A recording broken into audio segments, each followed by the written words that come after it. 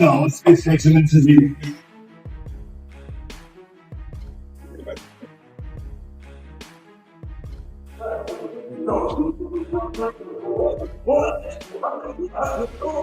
With a real boxer, a real world champion boxer, that the only other time he was in for the fans to get mad with that was against Fury's Tommy Fury, but it wasn't that level, obviously, and all the size things you just rightfully pointed out.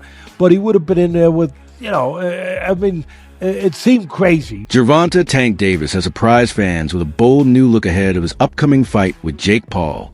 Known for his explosive style and compact build, Davis has clearly stepped up his training. He's packed on serious muscle and has got the boxing world talking. New gym footage shows a visibly bulkier, more powerful-looking Tank, leading many to believe he's getting ready to face Paul's size and strength head-on. Your size. His next opponent is, by far, the most credentialed guy ever fought actively in his prime. There's one problem. He fights at 135 pounds. He fights at 135 pounds. In preparation for the fight with Jake Paul, Gervonta Davis seems to be leaving nothing to chance. His training has reportedly turned into a full-scale effort to eliminate any weakness, combining intense strength training, hard sparring, and non-stop conditioning. He's focused on building serious size while keeping his trademark speed and footwork. Video clips and reports suggest Davis has added heavy resistance workouts, including compound lifts, to bulk up his upper body and core. At the same time, he's still working on agility and speed. He's also sparring with larger, more physical partners, even those with heavyweight size, to get used to the kind of power and pressure Paul is expected to bring.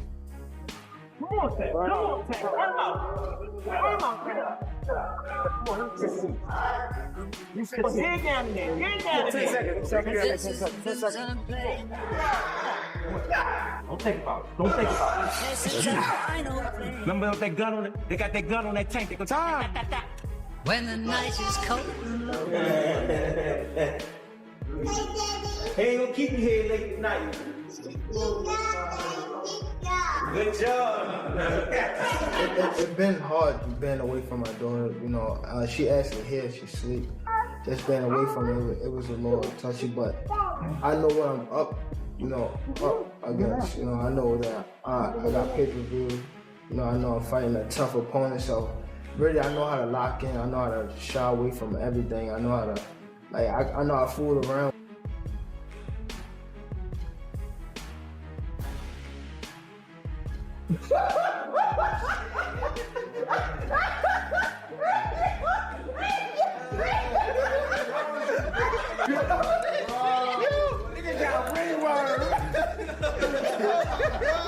I said 10,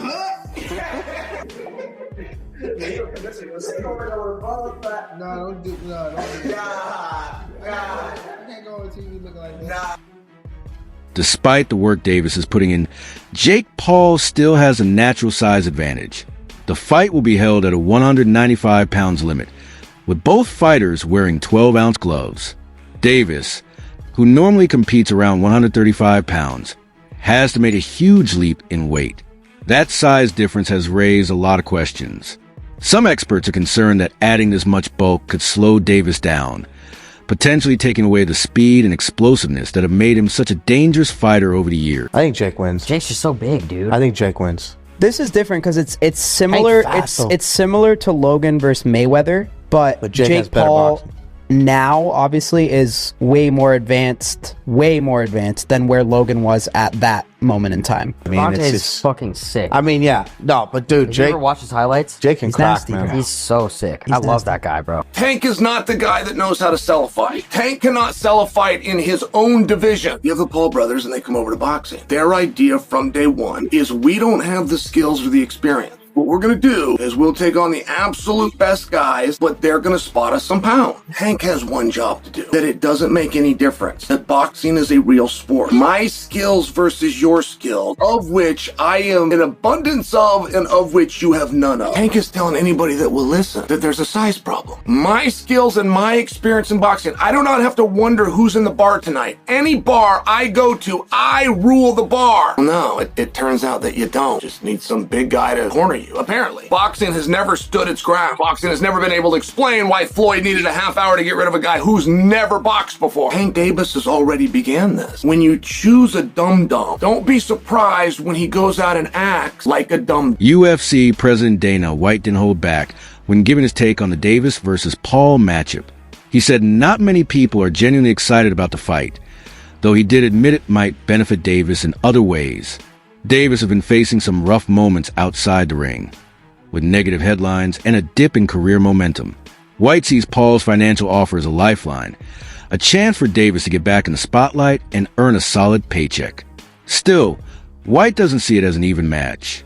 He pointed out that Paul's height, reach, and physical power could overwhelm Davis. According to White, Jake could use his size to lean in, tie up Davis in clinches, and smother his offense.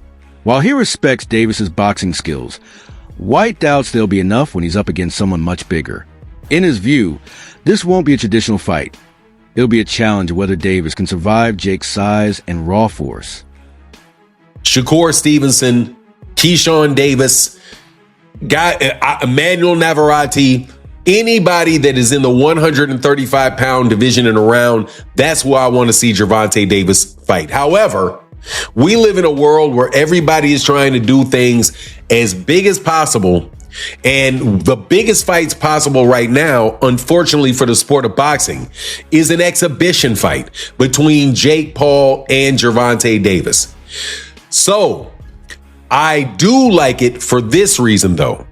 I like it because it is allowing Gervonta Davis to have a fight that is going to be big and that the mainstream media is going to have to cover, the mainstream media outside the world of boxing.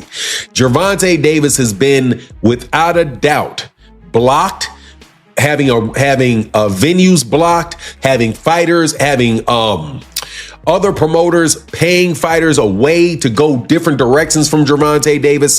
So Gervonta Davis was in a bit of a hole, and he gets an opportunity to fight Jake Paul for $200 million or whatever.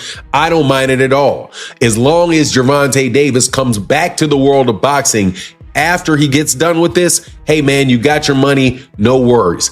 But you gotta love Dana White having the audacity to pick Jake Paul in this fight and says something to the effect that, hey, he was talking to Logan Paul and said, hey, when you were fighting Floyd, you know, there was this, you're a gigantic guy, big size difference. There was a time when Floyd Mayweather Jr.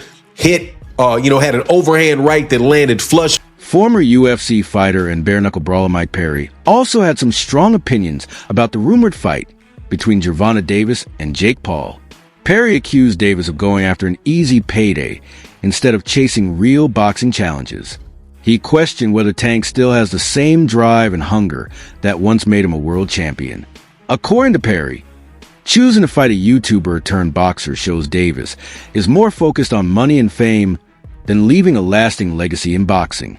Perry even went as far as saying Jake Paul might be training harder and showing more determination than Davis at this point. His comments sparked a heated debate among fans about where Davis's mindset truly is. A lot of skill, but I don't think he's the same Tank that we saw the most incredible knockouts. We saw him, Lamont Roach performed great. They went to draw, and, I just don't know. And Tank walked away. I don't know if he loves it enough to beat a guy who outweighs him by 80 to 100 pounds. During the face-off with Jake Paul, Gervonta Davis didn't look like his usual confident self.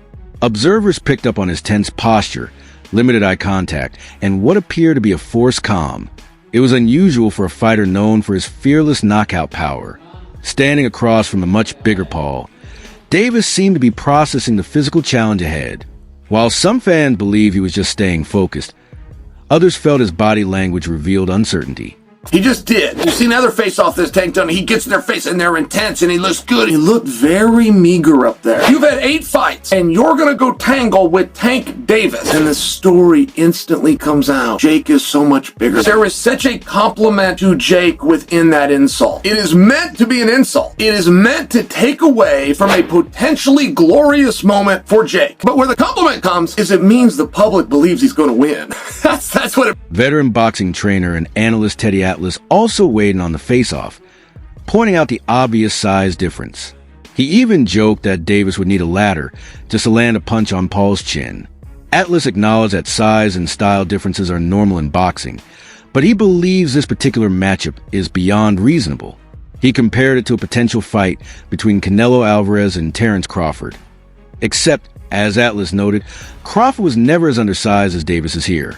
In his view, Tank's short reach and smaller frame make this fight feel more like a sideshow than a serious competition. One thing that is not the common thing to have in a contract if I'm Tank. A ladder. A ladder. Can I get a ladder? Somebody? You know what I mean? Hey, look, if he hits him on the chin the way he can punch, Jake might be doing a dance. You know what I mean? Not voluntarily either. But we'll get into that more later. The thing that I'm talking about right here is what you said. It was stark. The size difference was really, you couldn't ignore it. We understand the talent difference, the experience difference. We understand all of that. But the size, the pure, and we understand small guys can beat big guys. We just saw Crawford do it to Canelo, but a little different. The size difference was, it was eye-catching, jaw-dropping, and it made me think, and I'm going to ask Richie, our man here who's doing all the taping, who does such a marvelous job. I'm going to ask him, because I know he's an expert in this area, but it reminded me of one of the Rocky movies where they had the face, where they did the wrestling thing with Rocky and Hulk Hogan, a.k.a. Thunderlips. He was Thunderlips back there. And I thought I had it right, and it was confirmed to me. It's Rocky. Boxing champion Shakur Stevenson didn't sugarcoat his opinion either. When asked about the rumored fight between Jake Paul and Gervonta Davis, he called it bad for the sport. Stevenson believes the matchup doesn't make sense from a competitive point of view and only exists to make money, not to showcase real boxing skills. He stressed that the major size gap turns this event into a show, not a proper contest. To make sure he come out on top. Do you think that Jake has gone better? Yeah, I think actually Jake got tremendously better from the time frame that he started till now. And in the right situation, I also could see him become a world champion. Leonard Ellaby, a longtime advisor to Davis, explained that Tank had been dealing with serious personal issues and wasn't in the right mental space for a major fight at the time. That, he says, is why the earlier matchup didn't happen, even though fans were expecting it. According to Ellaby, Davis was focused on handling his personal life, not proving himself in the ring. Parting ways with Freddie Roach, he added, was also about avoiding additional stress. Leonard Ellaby said, to tell you the truth, Gervonta Davis couldn't get up for Lamont Roach. And what does that mean? It means that he could not get inspired, that he was not motivated to fight Lamont Roach, that his mind was not in a place where it was like, yeah, okay, let's get it. And he was going to war with Lamont Roach. He was going through the motions with Lamont Roach during the training camp and could never really get himself motivated to really give the best of himself against Lamont Roach. And that probably affected him during training and during the fight. And that is something that can happen, especially if you really look back on what happened with the Lamont Roach fight and all of the ups and downs about that fight being made. Because first, if you recall, he wasn't supposed to be fighting Lamont Roach. The person he was supposed to be fighting was Vasily Lomachenko. You know, the guy that everybody says that he doesn't want to fight, that he didn't want to fight. Gervonta Davis was up and prepared to fight Vasily Lomachenko. When it comes to Jake Paul's boxing career, many believe his moves are more about marketing than real competition. Rather than chasing ranked fighters or titles, Paul often chooses opponents who create buzz and go viral. From retired MMA fighters to smaller boxers like Gervonta Davis, his matchups generate headlines and keep his name trending. Paul walks the line between entertainment and sport, ensuring big viewership, even if the fights aren't exactly fair. The planned bout with Davis is another example. Jake, who has fought much bigger opponents before, brings a clear advantage in height, reach, and weight. Davis, on the other hand, is 5'5" and usually fights around 130 pounds. He's built a reputation with his speed and knockout power, but that may not be enough against someone Paul's size. That is called one thing. That's called being a bully.